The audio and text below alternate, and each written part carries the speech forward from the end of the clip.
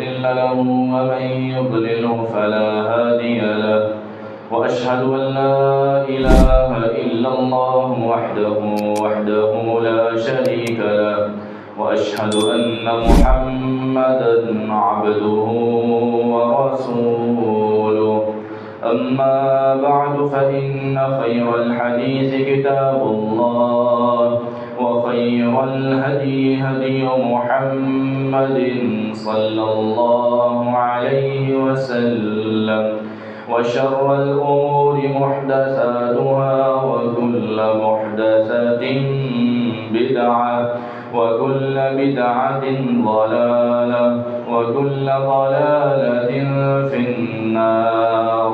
أما بعد فأعوذ بالله السميع العليم من الشيطان الرجيم من همزه ونفخه ونفثه. بسم الله الرحمن الرحيم. يا أيها الناس اتقوا ربكم الذي خلقكم من نفس واحدة وخلق منها زوجها وبث منهما رجالا كثيرا ونساء واتقوا الله الذي تساءلون به والأرحام إن الله كان عليكم رقيبا. يا أيها الذين آمنوا اتقوا الله حق تقاته ولا تموتن إلا وأنتم مسلمون.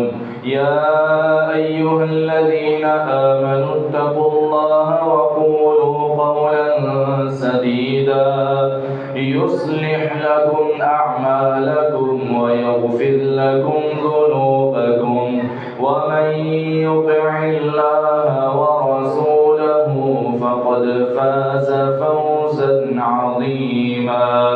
وقال جل وعلا في مقام آخر محمد رسول الله والذين معه أشداء على الكفار رحماء بينهم. وقال النبي صلى الله عليه وسلم المرء مع من يحب أو كما قال النبي صلى الله عليه وسلم. सामईन मोहतरम, तमाम किस्म की हम्दो सना, किबरियाई, बड़ाई, यकताई, तन्हाई, बादशाही, शहनशाही अल्लाह रब्बुल आलमीन की ज़ात पाक के लिए ख़ास है कि जिस अल्लाह रब्बुल आलमीन ने हम सब को इंसान भी बनाया और मुसलमान भी बनाया। यहूदी, ईसाई, हिंदू, सिख, गैर मुस्लिम ये सारे इंसान हैं, लेकिन अल्लाह ताला का हम सब पर कितना बड़ा एहसान है कि अल्लाह रब्बुल आलमीन ने हम सब को इंसान भी बनाया, तौहीद वाला मुसलमान भी बनाया और नबी अलैहिस्सलाम का ग़ुलाम भी बनाया। ला तादाद बेहद बेहिसाब बेशुमार दरूद व सलाम इमामुल अंबिया, सय्यदुल अंबिया, ख़ातमुल अंबिया जनाब मुहम्मदुर रसूलुल्लाह सल्लल्लाहु अलैहि वसल्लम की ज़ाते गिरामी पर। मुअज़्ज़ज़ सामईन किराम, मुअज़्ज़ज़ात सामिआत, रबीउल अव्वल का महीना शुरू हो चुका है। रसूलुल्लाह सल्लल्लाहु अलैहि वसल्लम की पैदाइश का महीना भी रबीउल अव्वल है और वफ़ात का महीना भी रबीउल अव्वल। रसूलुल्लाह सल्लल्लाहु अलैहि वसल्लम के साथ मोहब्बत की वजह से इस महीने में बहुत से लोग बहुत से काम करते हैं, लेकिन आज के खुतबा जुमातुल मुबारक में मैं आपके सामने जो बातें रखना चाहता हूँ उनका उन्वान और मौजू ये है कि अगर मोहब्बत करनी है रसूलुल्लाह से तो उस तरह कीजिए जिस तरह सहाबाए किराम रिज़वानुल्लाहि अलैहिम अजमाइन ने की। मोहब्बत हो तो ऐसी जैसी सहाबा ने की। आज के खुतबा जुमअतुल मुबारक में इस चीज़ को बयान किया जाएगा। मैं दुआ करता हूँ कि मैं जो बयान करूँ سب سے پہلے مجھے اور اس کے بعد اللہ تعالیٰ آپ کو بھی عمل کی توفیق عطا فرمائے۔ اللہ تعالیٰ نے قرآن پاک میں جو اصول بیان کیا ہماری رشد و ہدایت کا اور ہمارے کامیاب ہونے کا، وہ کیا تھا؟ فَإِنْ آمَنُوا بِمِثْلِ مَا آمَنْتُمْ بِهِ فَقَدِ اهْتَدَوْا۔ لوگو اگر تم صحابہ کرام جیسا ایمان لاؤ گے تو تم ہدایت یافتہ ہو جاؤ گے۔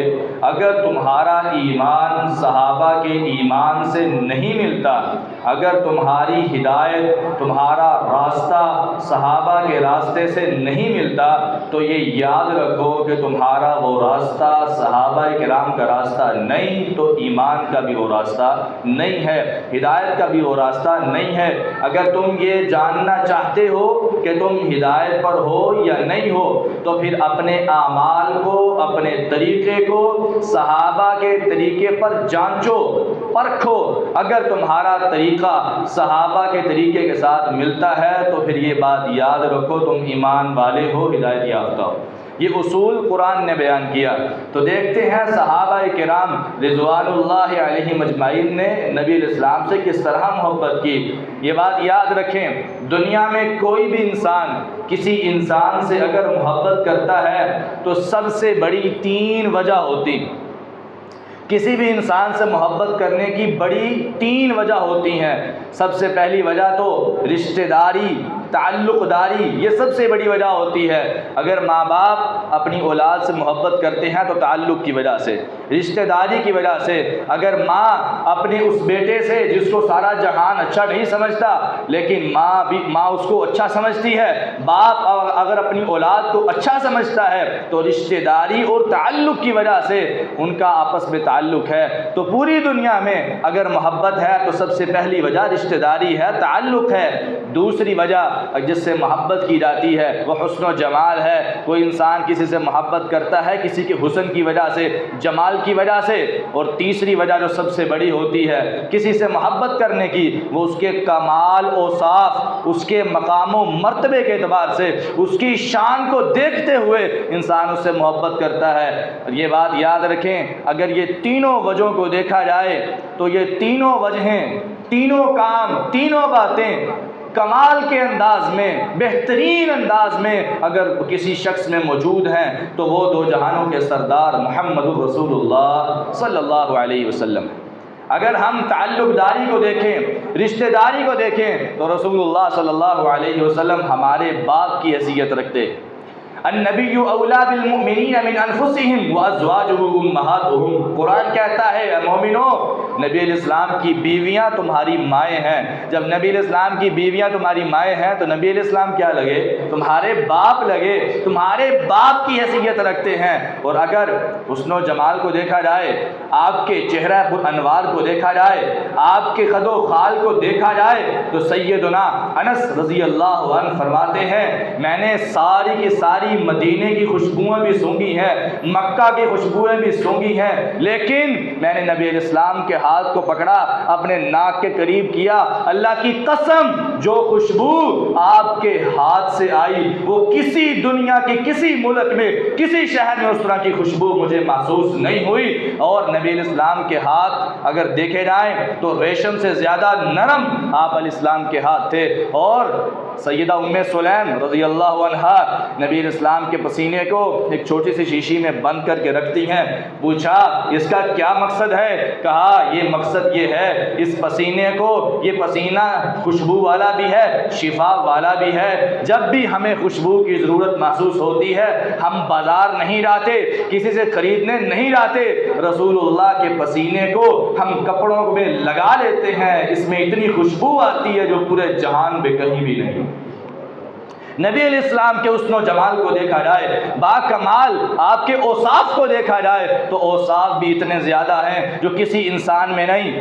سیدنا ابو ذر غفاری رضی اللہ عنہ نبی علیہ السلام سے سوال کرتے ہیں اے اللہ کے نبی علیہ السلام، آپ غار حرا میں گئے، جبریل آپ کے پاس آئے پہلی وحی لے کر، آپ ڈر گئے، گھبرا گئے، پھر آپ ڈر کے گھر میں گئے، پہلی وحی تھا، جبریل کو پہلی مرتبہ دیکھا تھا، آپ گھبرا گئے تھے، آپ کو کیسے پتا چلا کہ آپ اللہ کے سچے نبی ہیں؟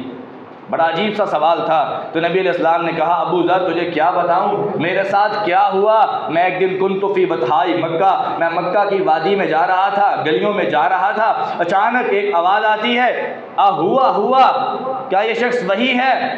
میں پیچھے دیکھتا ہوں کوئی نظر نہیں آتا، دائیں دیکھتا ہوں کوئی نظر نہیں آتا، بائیں دیکھتا ہوں، آگے دیکھتا ہوں، کبھی پیچھے دیکھتا ہوں، کوئی نظر نہیں آتا۔ اچانک میری نظر آسمانوں کی طرف پڑتی ہے تو دو فرشتے آسمان سے زمین کی طرف آ رہے ہیں۔ ایک فرشتہ آسمان اور زمین کے خلا میں رک جاتا ہے اور دوسرا زمین پر آ جاتا ہے، اور دوسرا جو زمین پر آتا ہے وہ مجھے دیکھ کر کہتا ہے ہاں یہ وہی ہے جس کو ہم تلاش کر رہے ہیں۔ تو دوسرا فرشتہ جو آسمان اور زمین کے درمیان میں ہے وہ اس کو کہتا ہے زنہ، اس کا وزن کرو۔ نبی علیہ السلام فرماتے ہیں ترازو آ جاتا ہے، عجیب سا منظر میرے سامنے آ جاتا ہے۔ ایک ترازو اس فرشتے کے پاس ہے، ایک پلڑے میں مجھے بٹھایا جاتا ہے، دوسرے پلڑے میں ایک انسان کو بٹھایا جاتا ہے۔ معجزہ تھا، اللہ نے دکھانا تھا۔ آپ فرماتے ہیں میرا پلڑا زمین کے ساتھ لگتا ہے، اس کا پلڑا آسمانوں کو چھوتا ہے، پھر وہ جو آسمان و زمین کے درمیان میں خلا والا فرشتہ وہ اس کو کہتا ہے زنہ بعشرہ، ایک کے ساتھ نہیں 10 کے ساتھ اس کا وزن کرو۔ کہ نبی علیہ السلام نے فرمایا ایک پلڑے میں مجھے بٹھایا گیا، دوسرے میں 10 افراد کو بٹھایا گیا، میرا پلڑا پھر بھی بھاری تھا۔ پھر وہ کہتا ہے 10 کے ساتھ نہیں زنہ بمئہ، اس کو 100 کے ساتھ اس کا وزن کرو۔ ایک پلڑے میں 100 آدمیوں کو بٹھایا گیا، دوسرے پلڑے میں مجھے، میرا پلڑا پھر بھی بھاری تھا۔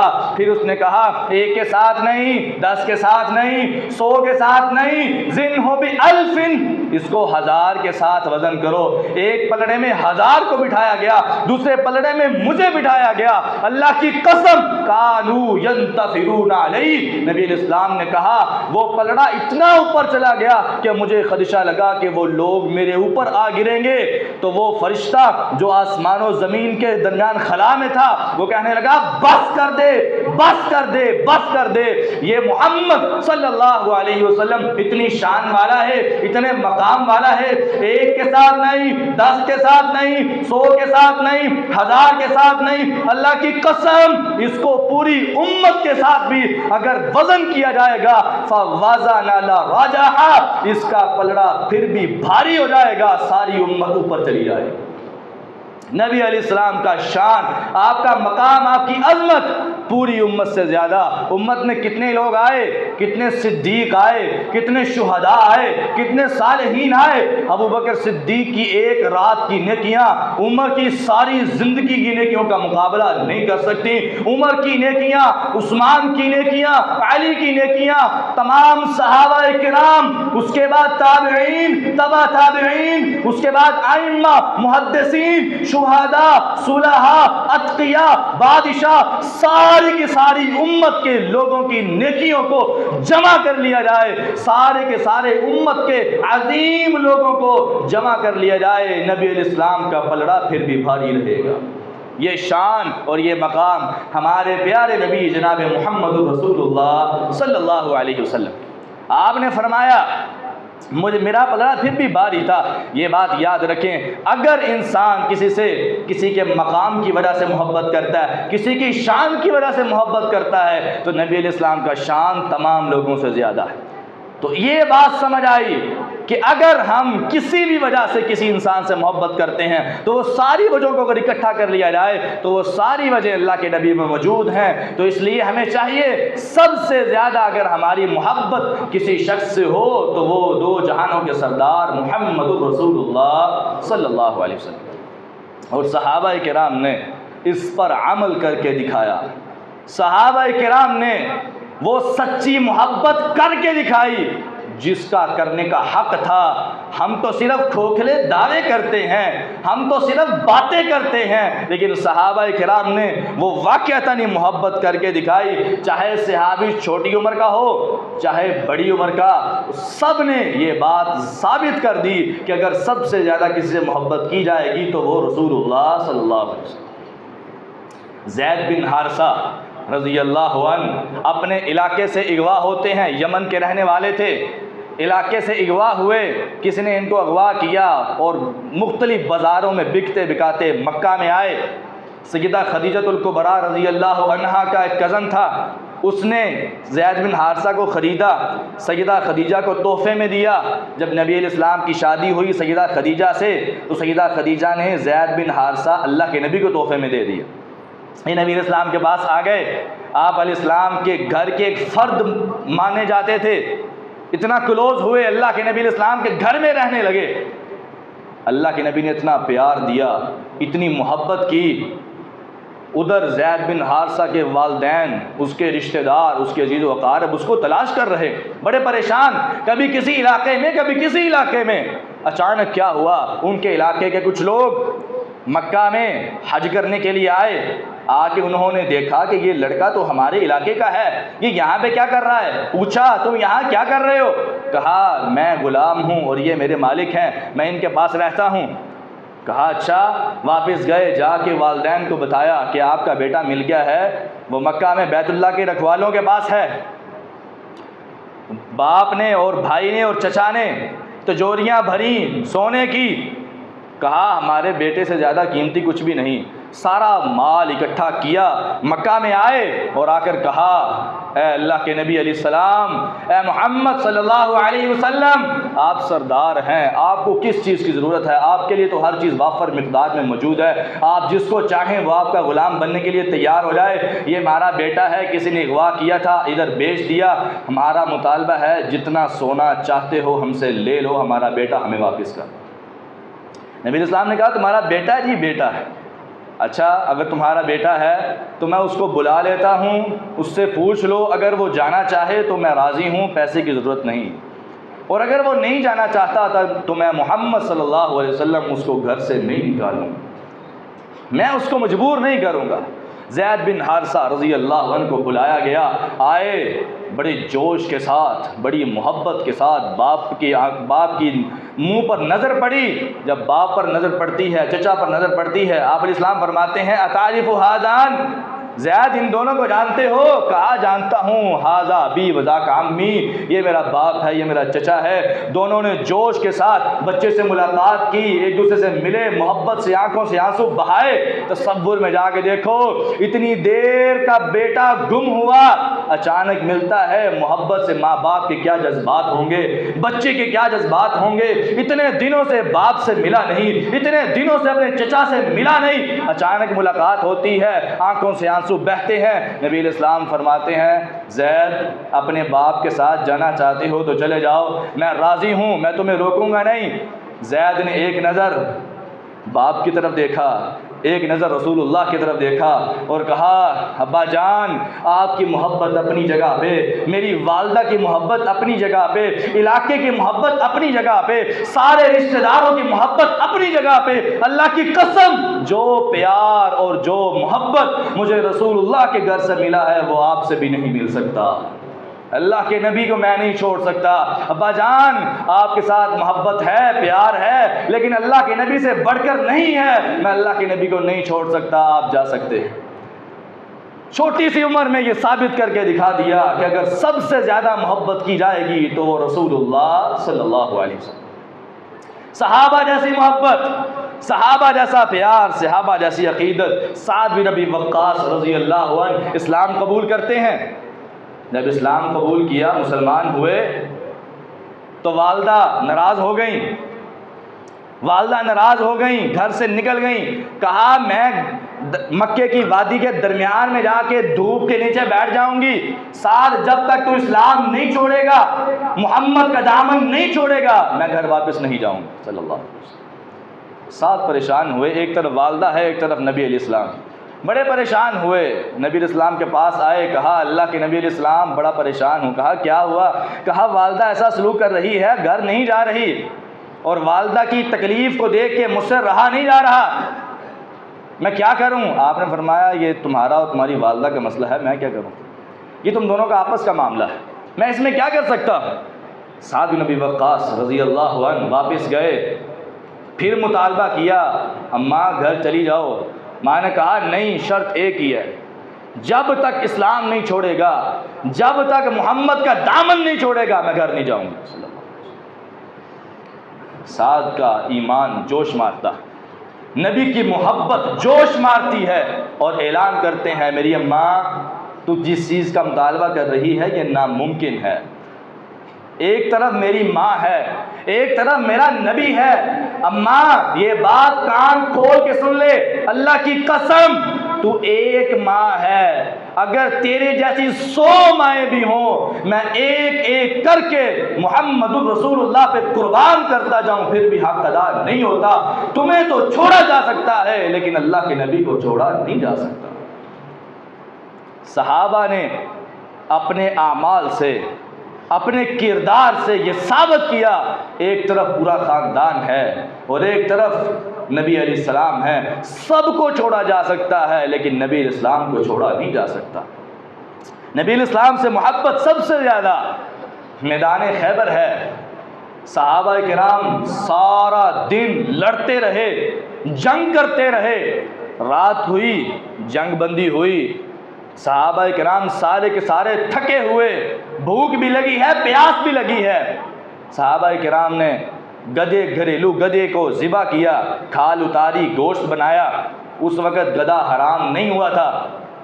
صحابہ کرام نے، تمام صحابہ نے گھریلو گدھے کا گوشت پکانا شروع کر دیا، ہنڈیاں رکھ دی، گوشت ابالے کھانے لگا۔ اچانک رسول اللہ کا وہاں سے گزر ہوا، کہا صحابہ کیا بنا رہے ہو؟ کہا اللہ کے نبی علیہ السلام گدھے کا گوشت بنا رہے ہیں۔ آپ علیہ السلام نے فرمایا میرے صحابہ ابھی آسمان سے جبریل آئے ہیں، وحی آئی ہے، اللہ کا حکم آیا ہے۔ کہا کیا؟ کہا الا ان الحمر الاہلیۃ قد حرمت، آج کے بعد گھریلو گدھے کا گوشت حرام کر دیا گیا۔ یہاں پہ بہانے بنائے جا سکتے تھے، اگر ہمارے جیسے ہوتے تو بہانے بناتے۔ اللہ کے نبی اسلام سخت بھوک لگی ہے، پیاس لگی ہے، سارا دن جنگ کر کر کے تھک گئے ہیں، اب کھانے کو کچھ نہیں، گدھے کا گوشت بنا رہے ہیں تو اب گدھے کا گوشت حرام ہو گیا، ہم کیا کریں؟ کوئی ایک بات بھی بہانے میں نہیں کہی۔ فَأُكْفِئَتِ الْقُدُورُ، ابھی حکم آیا، اللہ کے نبی نے فرمان سنایا کہ اللہ نے گھریلو گدھے کا گوشت حرام قرار دے دیا، فوراً تمام صحابہ نے ہنڈیاں ساری کی ساری اندیل دی، گوشت کو گرا دیا اور کہا جہاں پہ اللہ کے نبی کا حکم آ جائے اور جس چیز کو اللہ کے نبی حرام قرار دے دیں وہ کبھی بھی ہمارے پیٹ نہیں کھا سکتے، وہ ہمارے پیٹوں میں کبھی نہیں جا سکتا جس کو رسول اللہ نے حرام قرار دے دیا۔ محبت اس چیز کا نام ہے۔ آج کون ہے جو سود کو چھوڑے؟ آج کون ہے جو زنا کو چھوڑے، جو ڈکیتی کو چھوڑے، جو زنا کے اڈوں کو عام کرنا چھوڑے، شراب چھوڑے؟ کوئی بھی نہیں ہے۔ آج کون ہے جو نبی علیہ السلام کی وجہ سے جھوٹ بولنا چھوڑے؟ کوئی بھی نہیں۔ ہم صرف محبت کے کھوکھلے دعوے کرتے ہیں، ان محبت کے کھوکھلے دعووں کی وجہ سے اللہ کی قسم اس کا کوئی فائدہ ہمیں نہیں ہونے والا۔ ایک باپ بیٹھا ہے اور بیٹا اس کے پاس آ کے کہے ابا جان مجھے آپ سے بڑی محبت ہے، مجھے آپ سے بڑا پیار ہے، ساری دنیا سے زیادہ آپ سے محبت کرتا ہوں۔ باپ کہے بیٹا ٹھیک ہے لیکن مجھے نا ابھی پیاس لگی ہے، پانی لا کے دو۔ بیٹا کہے نہیں نہیں ابا جی پانی نہیں لا کے دینا لیکن محبت بڑی۔ ابا جی بہت محبت ہے۔ ابا جی کہیں بیٹا کھانا تو لا دو، بھوک بہت زیادہ لگی۔ آگے سے بیٹا کہے نہیں نہیں کھانا نہیں میں لا کے دوں گا لیکن محبت بڑی۔ کیا یہ محبت ہے؟ بتائیں کیا یہ حقیقی محبت ہے اپنے والد سے؟ کوئی بھی باپ یقین کرے گا کہ میرے بیٹے کو مجھ سے محبت ہے۔ جب اپنی باری آتی ہے تو اولاد نافرمان ہو تو اولادوں کو جھڑکتے ہو، برا بھلا کہتے ہو، لیکن یہ بات یاد رکھو جب ہم سب رسول اللہ کے احکامات کی نافرمانی کر کے اپنے آپ کو عاشق رسول کہتے ہیں، بتائیں ہمیں شرم نہیں آتی؟ سارے کے سارے کام رسول اللہ کی مخالفت میں کرنے والے اپنے آپ کو عاشق رسول کس منہ سے کہہ سکتے؟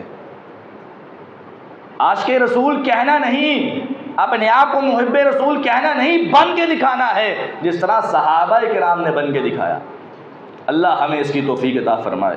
تمام صحابہ کرام رضوان اللہ علیہم اجمعین اللہ کے نبی سے بڑی محبت کرنے والے، بڑا پیار کرنے والے تھے۔ سیدنا انس رضی اللہ عنہ فرماتے ہیں میرے ماموں کے کچھ دوست آئے ہوئے تھے، مجلس لگی ہے، تمام کے تمام بیٹھے ہیں، مجلس میں شراب چل رہی ہے، اس وقت ابھی شراب حرام نہیں ہوئی تھی، شراب چل رہی ہے، سارے کے سارے شراب پی رہے ہیں۔ اچانک باہر سے شور کی آواز آتی ہے، میرے ماموں کہتے ہیں جاؤ انس دیکھو باہر میں کیا ہو رہا ہے۔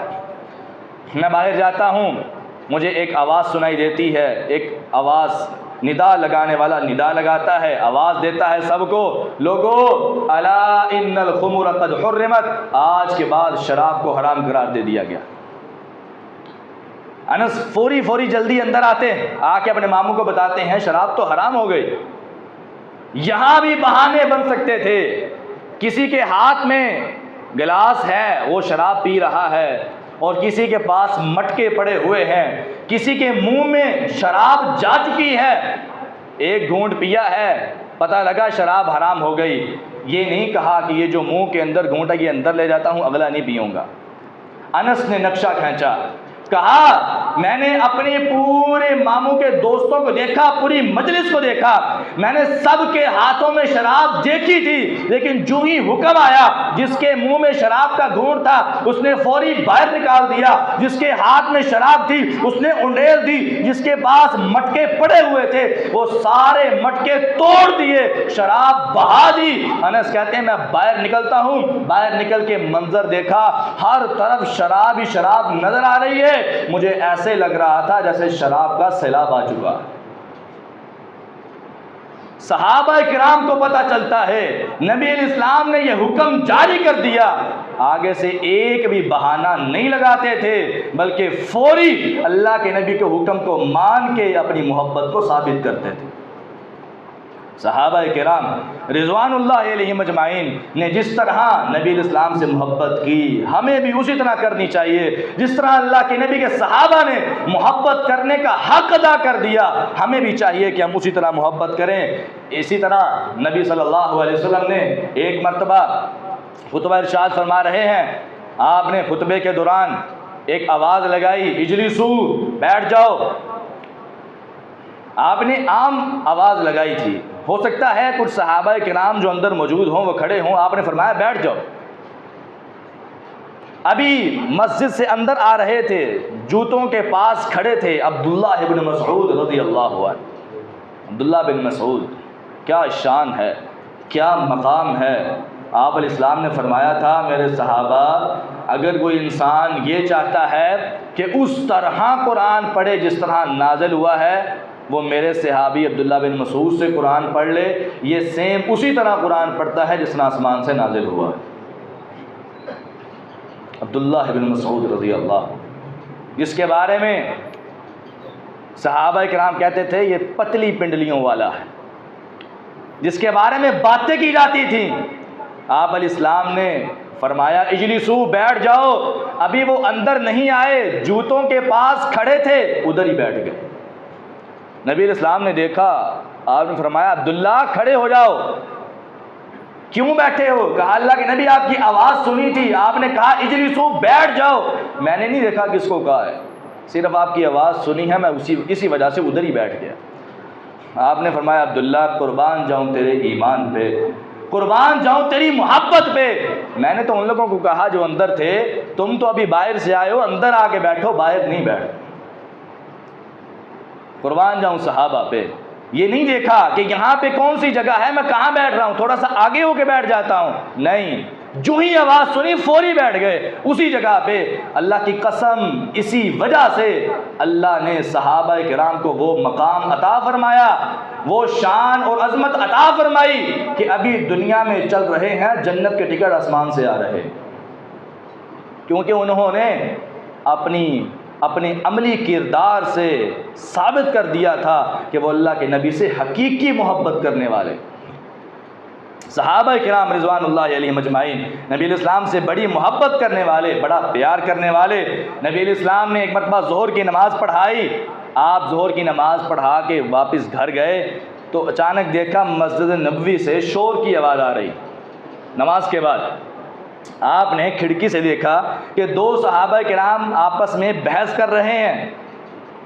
آپ نے پوچھا کیا معاملہ ہے؟ ایک صحابی کہنے لگا اللہ کے نبی علیہ السلام میں نے اس کو قرض دیا تھا، اب یہ قرض واپس نہیں کر رہا، آپ نے اس سے پوچھا بھائی کیوں نہیں واپس کر رہے؟ کہتا اللہ کے نبی میں واپس کرنا چاہتا ہوں لیکن میرے پاس اتنے ہے ہی نہیں، میں کیسے واپس کروں، تھوڑے ہیں میرے پاس۔ آپ نے قرآن پاک کی کوئی آیات نہیں سنائی، کوئی لمبا چوڑا واضح و نصیحت نہیں کی، آپ نے 2 انگلیوں سے اشارہ کیا، آپ نے ایسے اشارہ کیا 2 انگلیوں سے اس صحابی کو جس نے قرض دیا تھا، آپ نے کہا میرے صحابی، وہ کہنے لگا قد فعلت یا رسول اللہ، سمجھنے والا سمجھ گیا، اللہ کے نبی آپ کہہ رہے ہیں قرض ادا کر دے، اللہ کے نبی آپ کا بھی حکم آیا، میں نے فوری قرض ادا کر دیا ہے، آپ کے حکم کے آگے، آپ کے آرڈر کے آگے میری مرضی کی کوئی اوقات نہیں ہے، آپ نے کہا قرض ادا معاف کر دے، میں نے کر دیا، قد فعلت یا رسول اللہ۔ دوسرے کو آپ نے کہا جاؤ اب تو لا کے دے دو، وہ کھڑا ہوا جا کے پیسے لایا اور قرض ادا کر دیا۔ کسی صحابی نے جس نے قرض دیا تھا اس نے یہ نہیں کہا کہ میری حلال کی کمائی ہے، میری خون پسینے کی کمائی ہے، یہ کیسے ہو سکتا ہے میں قرض معاف کر دوں، میں نے کون سا حرام کمایا ہے، میں نے کون سا کسی سے ادھار لے کر دیا تھا، میرے اپنے تھے، حلال کی کمائی تھی، میرے بچوں کی کمائی تھی، میں کیوں معاف کروں؟ کسی ایک نے بھی آگے سے اعتراض نہیں کیا، اس نے بھی اعتراض نہیں کیا، کہا اللہ کے نبی آپ کا آرڈر آئے، آپ کا حکم آئے، میں آگے سے اعتراض کروں میری اوقات نہیں ہے، میں نہ مانوں میری اوقات نہیں ہے، آپ سے محبت کا تقاضا یہ ہے کہ آپ کا آرڈر آئے، میں اپنی عقل استعمال نہیں کروں گا، اپنے بہانے نہیں بناؤں گا، میرے خلاف ہو یا میرے مطابق ہو، میں ہر صورت میں آپ کا حکم ماننے کے لیے تیار ہو جاؤں۔ آج ہمیں بھی اس چیز کی ضرورت ہے۔ اللہ کے نبی علیہ السلام کا ایک حکم نہیں، 2 نہیں، 3 نہیں، 5 حکم مختلف الفاظ کے ساتھ موجود ہیں۔ رکھ لو داڑھی، رکھ لو داڑھی، بڑھاؤ داڑھی، معاف کر دو داڑھی کو، لیکن ہم میں سے کوئی ایک بھی ہے جو اس حکم کو ماننے کے لیے تیار ہے؟ ہم اپنے رسم و رواج کو دیکھتے ہیں، اپنے معاشرے کو دیکھتے ہیں اور کہتے ہیں ٹھیک ہے جی سارا کچھ داڑھی سے نہیں نہ پیا ہوا ہے، سارا دین داڑھی سے آ گیا ہے، اور کئی یہ بہانے بناتے ہیں اور میری دل سے داڑھی ہے۔ اللہ کے نبی نے دل میں داڑھی رکھی تھی، صحابہ نے دل میں داڑھی رکھی تھی، ایک فطرت ہے جو اللہ نے مرد کی رکھی ہے، اور وہ فطرت داڑھی ہے جو کہ خود بخود اللہ تعالیٰ کی طرف سے مرد کو آتی ہے۔ اگر فطرت کے خلاف جائیں گے تو اللہ کی مرضی کے خلاف جا رہے ہیں۔ جب نبی صلی اللہ علیہ وسلم نے حکم دیا، آج ہماری محبت کا تقاضا کیا ہے؟ ہم کس انداز سے اللہ کے نبی سے محبت کرتے ہیں، کس رویے سے کرتے ہیں؟ ہم کھوکھلے دعوے کرنے والے ہیں۔ اللہ کی قسم آج اگر ہم صحیح ہو جائیں، ہم اللہ کے نبی کے احکامات کو ماننے والے بن جائیں، حقیقی انداز میں محبت کرنے والے بن جائیں، تو اللہ تعالی ہمارے تمام معاملات خود بخود حل کر فرما دے۔ آج ہمیں اس چیز کی ضرورت ہے۔ اللہ ہمیں اس طرح محبت کرنے کی توفیق دے جس طرح صحابہ نے کی۔ اللہ تعالی ہمیں اس کی توفیق عطا فرمائے۔ وائل بن حجر رضی اللہ عنہ یمن کے شہزادے تھے، عام بندہ نہیں تھا، یمن کا شہزادہ تھا، اور کوئی زیادہ دیر اللہ کے نبی کے ساتھ نہیں رہا۔ 9 ہجری میں مسلمان ہوئے اور 11 ہجری میں آپ وفات پا گئے۔ اتنی تھوڑی سی مدت میں اللہ کے نبی کے پاس آئے، اسلام قبول کیا، آپ کے پاس رہنے لگے، تو ان کے نا بال زیادہ لمبے تھے۔ نبی علیہ السلام کے پاس بیٹھے ہیں تو آپ نے نا اچانک ایک مکھی دیکھی، تو آپ نے نا اس کی طرف منہ کر کے کہہ دیا ذبابن ذبابن، مکھی مکھی۔ وائل بن حجر رضی اللہ عنہ سمجھے کہ اللہ کے نبی میرے بالوں کے لمبے ہونے کی وجہ سے مجھے اشارہ کر رہے ہیں کہ بال کٹوا دو، حالانکہ اللہ کے نبی نے یہ نہیں کہا کہ بال کٹواؤ، اللہ کے نبی نے صرف کہا مکھی مکھی، ذبابن ذبابن، اور منہ اس کی طرف کیا۔ یہ فوری کوئی بات نہیں کی، اللہ کے نبی سے وضاحت بھی نہیں پوچھی کہ آپ نے کیا کہا، مجھے کہا، کس کو کہا، فوری اٹھے گئے، اپنے بال چھوٹے کیے، آئے اللہ کے نبی علیہ السلام کے پاس آ کے بیٹھے اور کہا اللہ کے السلام اب ٹھیک ہے؟ آپ نے فرمایا کیا؟ کہا میں بال چھوٹے کروا آیا ہوں۔ کہا میں نے تو تمہیں کہا ہی نہیں تھا۔ کہا اللہ کے نبی علیہ السلام مجھے لگا کہ آپ کہہ رہے ہیں کہ بال چھوٹے کروا دو۔ میں نے کروا دیے۔ آپ نے فرمایا قربان جاؤں تیرے ایمان پہ، میں نے تو ویسے ایک بات کہی تھی، تمہارے بالوں کا تو میرے ذہن میں خیال ہی نہیں تھا، اگر تو نے ایسا بھی کر دیا ہے اللہ تعالیٰ تمہارے تمام اعمال درست فرما دے، تمہارے ایمان پہ محمد قربان جاتا ہے صلی اللہ علیہ وسلم۔ یمن کے شہزادے نہیں دیکھا اپنی خواہشات کو، نہیں دیکھا کہ میرے بھی نخرے ہیں، میری بھی خواہش ہے، میری بھی مرضی ہے، اور واضح حکم بھی نہیں ہے، لیکن اللہ کے نبی کی مرضی کے مطابق چلنے کی پوری کوشش کرتے تھے۔ آج دیکھیں ہمارے بالوں کا سٹائل فلاں ہیرو جیسا، کوئی کہتا ہے فلاں ہیرو جیسا، کوئی کہتا ہے فلاں ہیرو جیسا۔ اگر کہا جائے کہ یہ بال چھوٹے کر لو تو یہی جواب آتا ہے کہ سارا دین بالوں میں تو نہیں۔ اگر ہم ایک ایک کر کے اسی طرح کام چھوڑتے گئے تو دین تو برباد ہو جائے گا، ہم سے دین تو ختم ہو جائے گا۔ اگر ہم ہر بات پہ یہی کہنا شروع ہو گئے سارا دین ادھر اتنی آ گیا۔ اللہ کے بندو، اللہ کے نبی کا ہر حکم دین ہے۔ ایک صحابی رضی اللہ عنہ، نام تھا خریم، نبی علیہ السلام ایک مجلس میں بیٹھے ہیں، خریم الاسدی رضی اللہ عنہ اس مجلس میں موجود نہیں ہیں، صحابہ کرام سارے بیٹھے ہیں۔ آپ نے فرمایا نعم الرجل خریم، خریم بہت اچھا آدمی ہے، لولا طول جمتہ و اسبال ازارہ، اگر اس کے اندر دو خامیاں نہ ہو تو خریم بہت اچھا آدمی۔ صحابہ نے کہا کون سی خامیاں؟ کہا اس کے بال کندھوں سے نیچے ہیں اور اس کی شلوار ٹخنوں سے نیچے رہتی ہے۔ خریم کے اندر اگر یہ دو خامیاں نہ ہو تو خریم بہت اچھا آدمی ہے۔ خریم وہاں موجود نہیں۔ ایک صحابی اٹھا، گئے خریم کے پاس، کہا خریم نبوت کی زبان تیرے بارے میں حرکت میں آئی ہے۔ کہا کیا کہا؟ کہا اللہ کے نبی نے کہا ہے خریم بہت اچھا آدمی ہے، اگر دو چیزیں ختم کر لینا، اس کے بال کندھوں سے نیچے جا رہے ہیں، اگر بال کندھوں کے برابر کر لے اور اپنی شلوار ٹخنوں سے اوپر کر لے تو خریم جیسا اچھا بندہ دنیا میں کوئی نہیں۔ کہا اللہ کے نبی نے یہ کہا ہے؟ کہا یقین سے کہتے ہو؟ کہا یقین سے کہتا ہوں، میں خود سن کے آیا ہوں۔ فوری گھر میں گئے، تحقیق کرنے کے لیے اللہ کے نبی کے پاس نہیں گئے، فوری گھر گئے اور گھر جا کے کینچی تلاش کرنا شروع کی۔ کینچی تلاش کی، کینچی نہ ملی۔ حدیث کے الفاظ ہیں، گھر میں پڑی چھری کو پکڑا، چھری سے اپنے لمبے بالوں کو کاٹا اور جو شلوار اور تہبند ٹخنوں سے نیچے جا رہا تھا اس کو بھی کاٹ دیا۔ صحابہ کرام فرماتے ہیں پھر ساری زندگی ہم نے کبھی بھی خریم کی شلوار کو ٹخنوں سے نیچے نہیں دیکھا اور اس کے بال کندھوں سے لمبے نہیں دیکھے۔ صرف ایک حکم اللہ کے نبی علیہ السلام، حکم بھی نہیں ہے، صرف یہ کہا ہے خریم بڑا اچھا آدمی ہے اگر یہ دو خامیاں ختم کر لے۔ آج ہمیں کتنی حدیثیں ہمارے ذہن میں آتی ہیں، ہمیں بتائی جاتی ہیں لوگوں شلوار ٹخنوں سے اوپر کر لو، لوگوں شلوار ٹخنوں سے اوپر کر لو، آتے جاتے چلتے پھرتے اپنے کپڑے کو اپنے تہبند کو ٹخنوں سے اوپر رکھا کرو، لیکن مجال ہمیں کوئی فرق پڑے؟ ایک ہی مسجد کے 20 30 سال کے نمازی جس طرح تب تھے 30 سال کے بعد بھی ویسے ہی ہیں، کوئی فرق نہیں پڑا، ہمارے اندر کوئی تبدیلی نہیں آئی۔ تبدیلی آنی چاہیے اور نبی علیہ السلام کی محبت دل میں بڑھنی چاہیے۔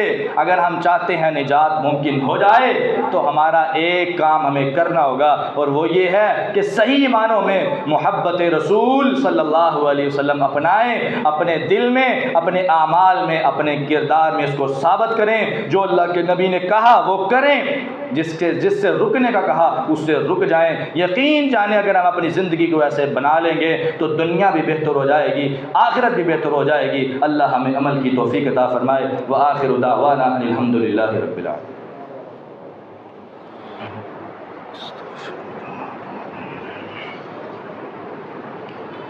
ان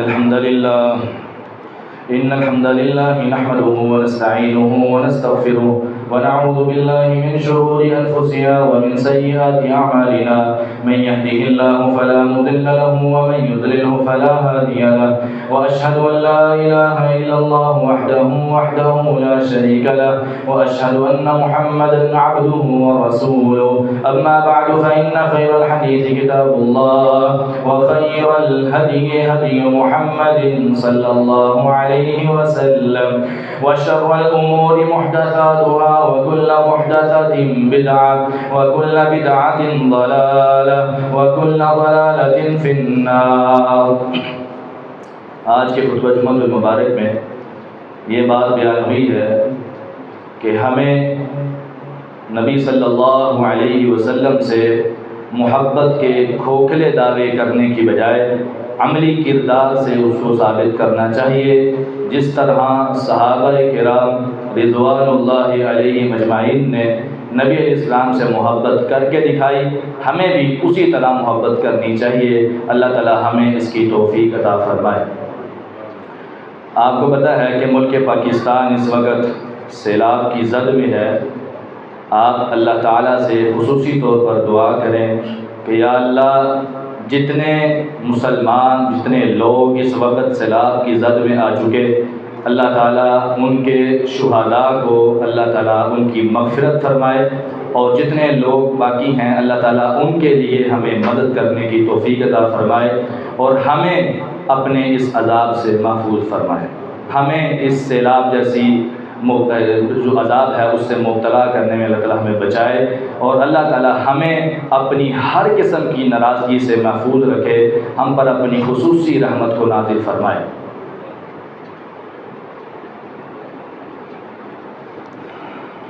ایک بہن نے دعا کے لیے کہا ہے کہ اللہ تعالیٰ ان کی جو بھی بیماری ہے، جو بھی مسئلہ ہے، اللہ تعالیٰ ان کو صحت کاملہ عاجلہ عطا فرمائے. کہہ رہے ہیں کہ سب ڈاکٹروں نے جواب دے دیا ہے. اللہ تعالیٰ ہماری اس بہن کا جو بھی مسئلہ ہے اللہ تعالیٰ خود ہی اپنے غیب کے خزانوں سے اس کی مدد فرمائے اور اس کو جلد از جلد صحت کاملہ عطا فرمائے. بیماروں کی صحت کے لیے دعا کریں اور جتنے فوت شدگان ہیں ان کے لیے دعا کریں. ربنا ظلمنا انفسنا وان لم تغفر لنا وترحمنا لنكونن من الخاسرين. ربنا آتنا في الدنيا حسنة وفي الآخرة حسنة وقنا عذاب النار. اللهم اشف مرضانا ومرضى المسلمين والمسلمات. اللهم اشف مرضانا ومرضى المسلمين والمسلمات.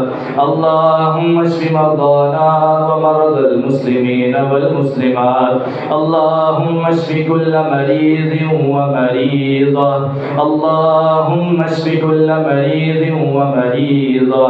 اذهب البأس رب الناس واشف أنت الشافي واشف أنت الشافي لا شفاء إلا شفاءك لا شفاء إلا شفاءك شفاء لا يغادر سقما شفاء لا يغادر سقما شفاء لا يغادر سقما.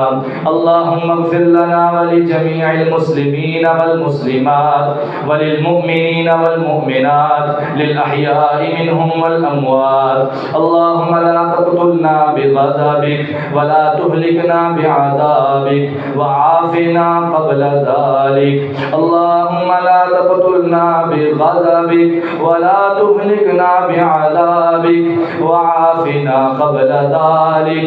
اللهم لا تقتلنا بغضبك ولا تهلكنا بعذابك وعافنا قبل ذلك. اللهم طهر قلوبنا من النفاق وأعمالنا من الرياء وألسنتنا من الكذب وأعيننا من الخيانة فإنك تعلم خائنة الأعين وما تخفي الصدور. سبحان ربك رب العزة عما يصفون وسلام على المرسلين والحمد لله رب العالمين.